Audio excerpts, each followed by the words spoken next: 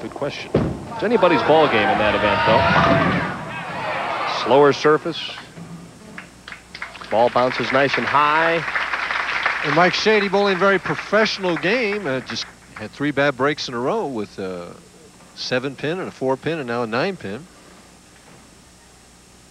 Trailing by 12 in the match. Parker Bohn working on a 3-bagger. The trouble, you know, thoughts going through Shady's mind, though, is even though he's throwing the ball well and hitting the pocket, he knows that Parker, unless he gets a bad break, is going to keep on striking, and you fall further and further behind when you only get those spares.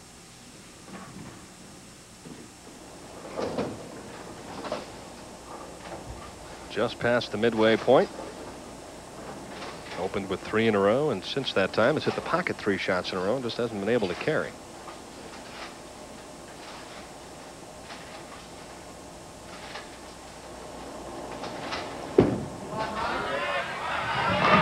And he's back on task with a bit of a can opener on lane 61. A little clenched fist there. I mean, he certainly hasn't given up. 12 pins down. Parker, though, can take command of this match with a couple of strikes here. Shady's thinking to himself, you know, I can shoot game in the 250s, and it might not be enough.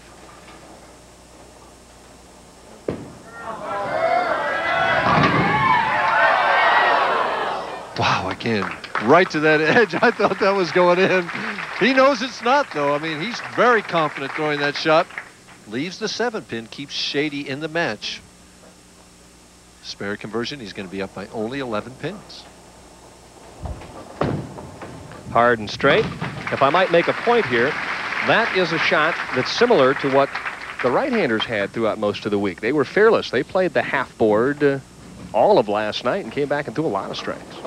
They play the half board here this afternoon, and they're going to see the long straight board.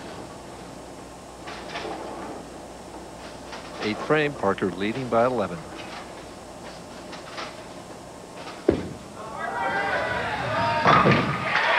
Beautiful shot on lane 61, and Parker Bohn just hammering the pocket right now. You know, everybody couldn't figure out all year long how Parker Bohn was just not winning or in the championship round because he just has so much talent. Big shot coming up for Mike Shady. Can cut that lead to 1 pin. Trying to keep some pressure on. Cut it a little bit short and left the baby split. That could be the story this week for Mike Shady. Well, he's still in the match if he can make the spare den. He's got to make the 310. Just with inside, didn't have the courage to trust that shot out where it had to get. And the tendency then is to set it a little bit short, steer it up to that pocket.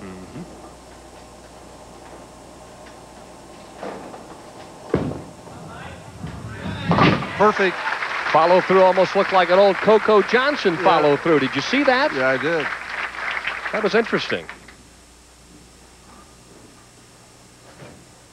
And Holly Durkin, the general manager of Celebrity Sports Center, on hand to watch the televised finals. She had some fun last night. We had a wild position round finish last night because Parker started with the first 10 on one pair, Curtis Odom with the first 10 on another pair, and the fans were hooting and hollering. Oh, you know, that happened to him in the championship game down in Fresno a couple of weeks ago. He left the pocket 7-10, and here at a most inopportune time, we see this almost every week anymore on the PBA Tour in the championship rounds. The head pin goes in front of the 7, and the 5 pin just didn't make it over there. He's thinking it's going to strike.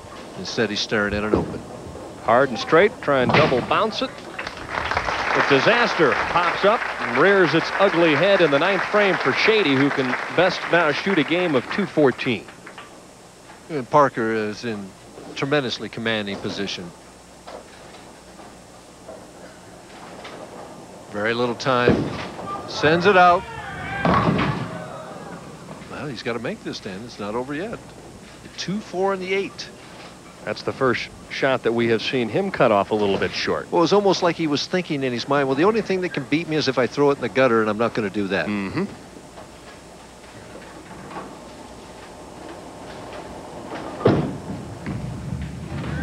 An aggressive shot at the spare. This young man right now is just flat getting after it. Still needs a mark in this 10th frame, though, to salt this one away. Or at least 9 pins on the first ball. So Mike's checking right now. Let's see. What does Parker need to shut me out? If he doesn't do that, I got to be prepared to do this.